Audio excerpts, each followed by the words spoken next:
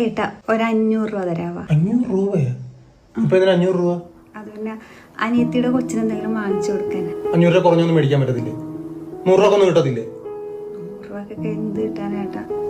അതല്ലേ 2 മാസം മുന്നേ ഒരു 500 രൂപ നീ മേടിച്ചായിരുന്നല്ലേ? അതെന്ത് തീർത്താ? അതിനെ കണക്കൊന്നും നീ പറഞ്ഞില്ലല്ലോ.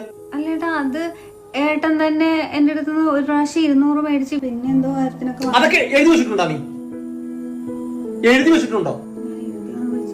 എഴുതി വെക്കണം. വളരെ കഷ്ടപ്പെട്ടുണ്ടാക്കണ കാശാണ് 500 രൂപ. അങ്ങോട്ട് ചോദിച്ചൊക്കെ 500 രൂപ വെച്ച് 2 മാസം മുന്നേ 500 കൊടുത്തതാണ്. അതിനൊരു കണക്കുമില്ല നോക്ക്. എന്നാ പിന്നെ ഞാൻ